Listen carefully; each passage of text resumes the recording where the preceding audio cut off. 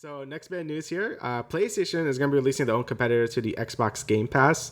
So if you don't know how like the whole PlayStation stuff works, you basically have two things. You have PS Now, which is like the streaming thing where you can stream PS3 games and I think PS4 games as well. And that's like a separate sub fee. And then you have PS Plus is what's been around for a while, which is like, you know, you get online and you get some discounts and free games like every month. So it looks like now they're maybe changing that. So this is going to be offered on PS4 and PS5, obviously. And it's going to have 3 tiers, right? So the first one is going to be like PS Plus benefits, right? It's just going to be PS Plus.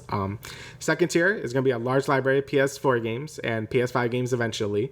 So I guess that's kind of like bringing in like the PS Now, or I guess the PS Plus collection, right? Does that. So, But the more interesting thing is the tier 3 stuff, which is extended demos, game streaming, a library of classic PS1, PS2, PS3, and PSP games.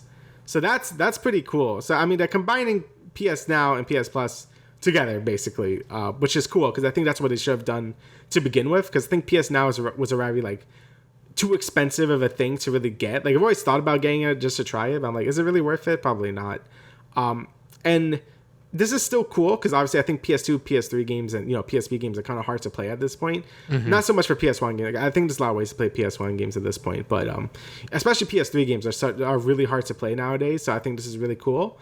It does kind of bum me out that it's game streaming still. It's not like you could just download them. That's a little lame still because I think I prefer to just download the game and not have no latency or anything interfering with the controls or anything. I think a lot of people would feel that way. Yeah. But I think this is a step in the right direction though. Like I think this is a good answer to the Game Pass system that Xbox uses because Game Pass is fantastic. Like I think no one can really argue about the value of Game Pass. So it was really cool to see Sony get in there because I think Sony has a lot of great like a good library of games from now to like the PS1. So it's good to see them fully utilize it instead of just like not using it at all, Yeah, I mean, the code name for this new program is called Spartacus, and the fact that they're bringing their legacy library into the service is kind of like a no-brainer, and they definitely should have done this a long time ago. I think that the fact that it is game streaming is a bit of a downside, 100%. I remember a couple years back when PlayStation Now first came out, when you could like stream,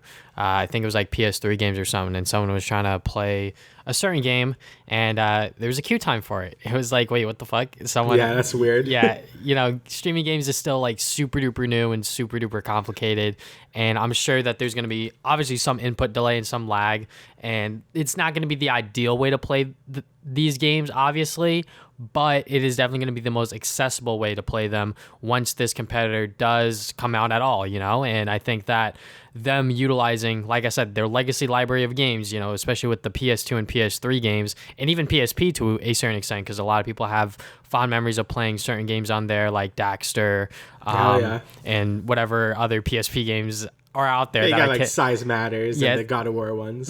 So, there's definitely a lot of games out there that I can't remember on the top of my head, but I'm sure that there's people out there that have extreme fond memories of playing games on the PSP and especially the PS2 and PS3.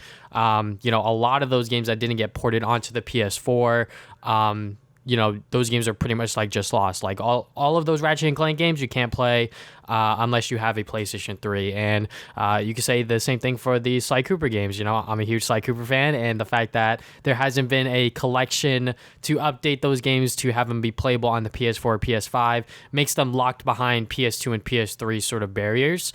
And if we are able to play those games on the PlayStation 5 or the PS4 with this new service, and PlayStation is able to see certain numbers of like certain games and certain legacy titles, be like, hey, like there's a lot of people playing this certain legacy title, maybe we should consider bringing them back to the PlayStation 5 and maybe have a collection or like a new game, whatever the case is, and this is definitely like a good way for them to sort of gauge what people want in gaming and sort of like what future IPs, because especially with the recent E3 and PlayStation presentations, they are definitely lacking in like a lot of IPs. They're still piggybacking on God of War, Spider-Man, etc. Like these titles, we've known that they are making games for these series for a while now. And I think that ever since that one E3 where Sony sort of like popped off, if you will, where they showed off the new Spider-Man game, the new God of War game, Last of Us 2, etc. And then after that, they sort of just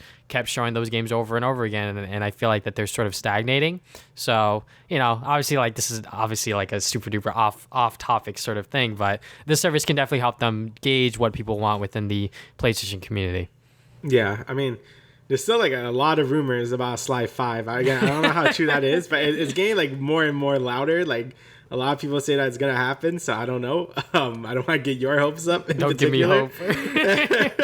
But I think, yeah, like I said, I think this is a good way to sort of gauge interest because I like the direction Sony has been going. I like a lot of their new IPs. Same thing with the old IPs, obviously.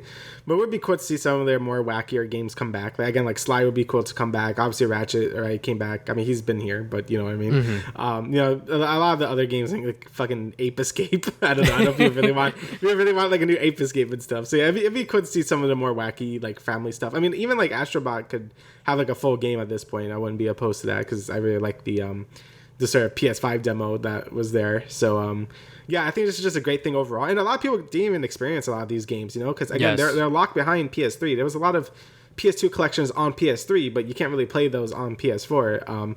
Like I still have my fat ass PS3 right here from like 2006 because like that's the only way to play like Ratchet or Sly or anything like that.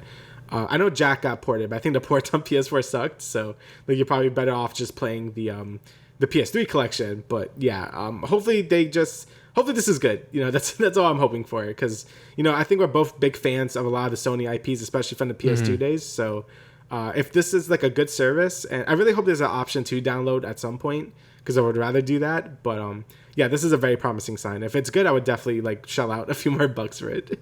Yeah, and definitely price point because this is within 3 tiers. So I'm wondering on how much they're actually going to be charging you yearly, I would say. Because like, per month, like you could probably get away with a service like this. I think PS Plus, if you subscribe for 1 month, is like $10 or something like that, right? Yeah, I mean, it's like $60 for a year. So. Yeah, so like if they were to do it monthly, I would say like if you want the 3 tier, for just a month, I think like $20 is like a pretty good spot. $25 at most, because it obviously depends on what they're launching with the libraries, right? Because like if they're launching like what Nintendo does, which I fucking doubt it, where it's like 5 games, I'm sure that PlayStation, if they were to launch the service, they want to make sure that they have thousands of games booted up across everything together, not thousands for just the PS1 alone, but like all together for PS1, PS2, PS3, PSP, at least however many games they can get on there.